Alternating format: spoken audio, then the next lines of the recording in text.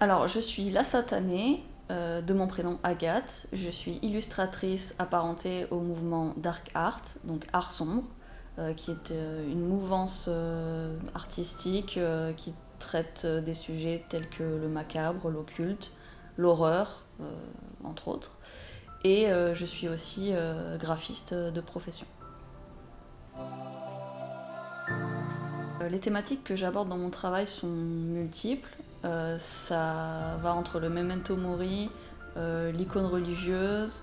C'est aussi très inspiré de l'iconographie du tarot de Marseille.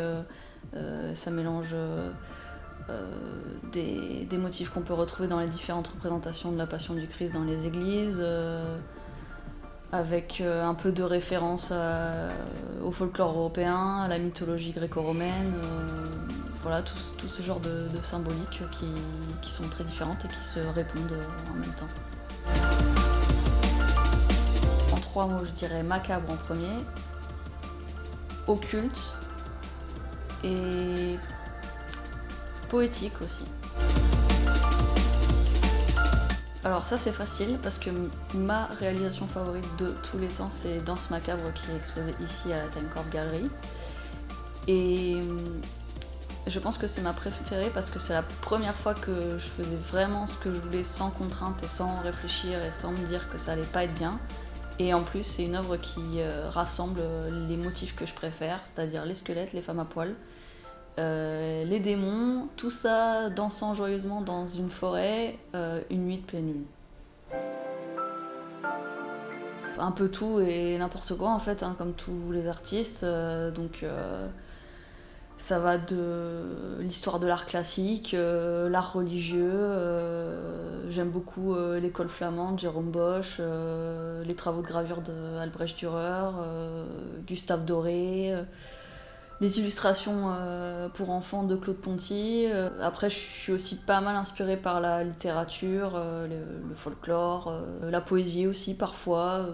Voilà, j'ai un peu des références qui viennent de partout.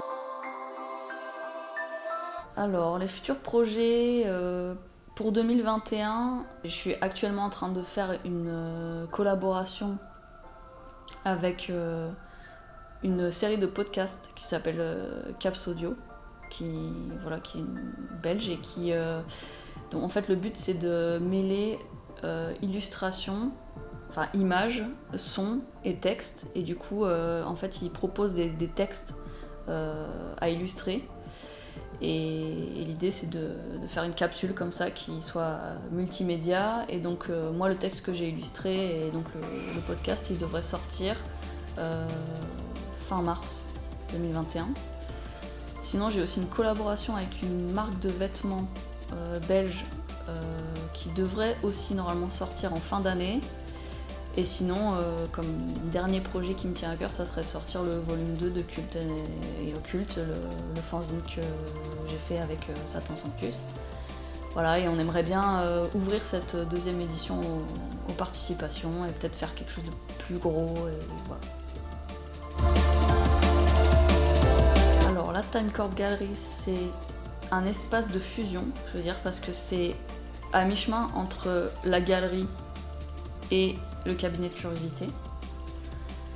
C'est un lieu original, je veux dire comme deuxième mot, de par son agencement et les artistes qui y sont. Et pour le troisième, je vais dire amour, parce qu'à la Time Corp Gallery, on prend bien soin de ses artistes.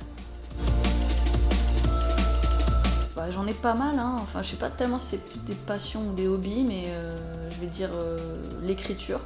J'écris. J'ai des phases d'écriture régulièrement. Voilà, je vais écrire beaucoup et puis après plus du tout. J'ai été dans un club d'écriture pendant longtemps.